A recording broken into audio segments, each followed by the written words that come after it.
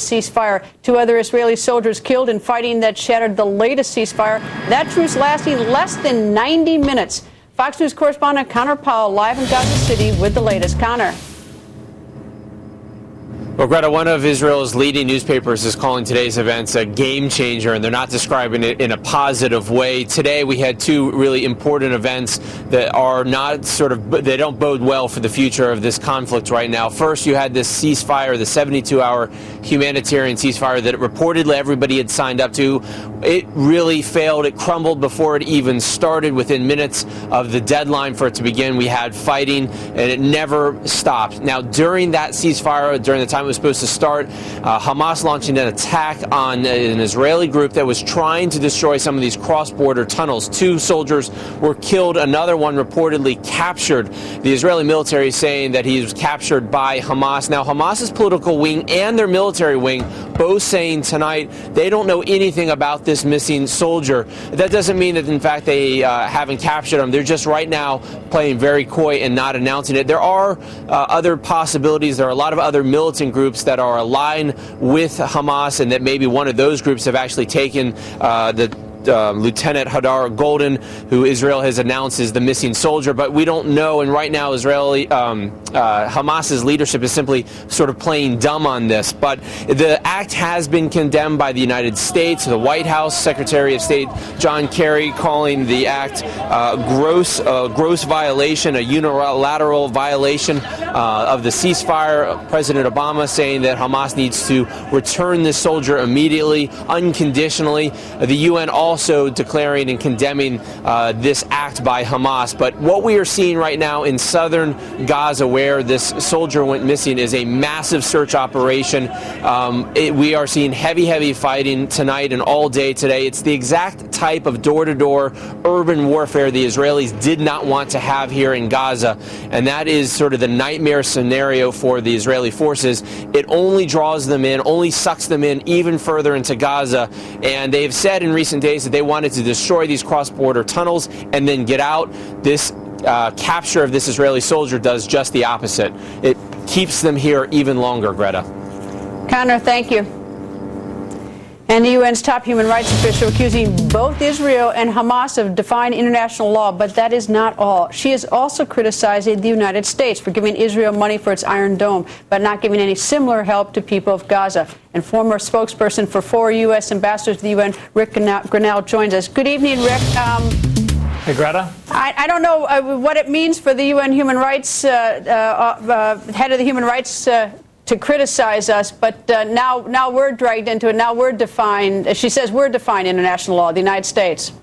Yeah, it's crazy. I mean, this is the Human Rights Council that the Bush administration, if you remember, withdrew from the Human Rights Council at the UN simply because it was very anti-Israel. And what we did is we said we're not going to fund this organization, we're not going to be a part of it, because it's really full of all the human rights violators around the world. The Obama administration put us back on the Human Rights Council and said that it was reformed and that it was all better. But what we're seeing is it once again is anti-Israel. The idea that somehow, because we've helped with the Iron Dome in Israel, that we need to give money to Hamas so that they can have their own Iron Dome is really a moral equivalency argument. And what people need to understand is that Hamas is like Al-Qaeda. Would we be giving money to Al-Qaeda to help fight a war? No, we would not. Hamas is a terrorist organization. It's a terrorist organization that the Egyptians and the Jordanians feel they need to condemn. We're not the only ones that think this. All right, well, to take it sort of one step further in sort of a silly fashion, is that's like saying that she should also condemn Hezbollah for not funding Israel equally, since they fund Hamas. I mean, that's sort of the thinking of it, if we want to take it one step further to be completely silly. In terms of, she attacks both Hamas and she attacks Israel, but then she attacks us for supplying this. But does it make a difference, Rick? I mean, does this commission have any impact whatsoever, other than as sort of they just say stuff? Do they have any teeth? They don't have any teeth. They waste a lot of money. There's 47 members of the UN that are on this committee, and they spend a lot of time. They're based in Geneva, and what they do is they issue a lot of reports. So they waste a lot of money. They waste a lot of time. But again, I go back to, if you are a world's human rights violator, you run and get on this committee. We tried to reform this committee through the Bush years.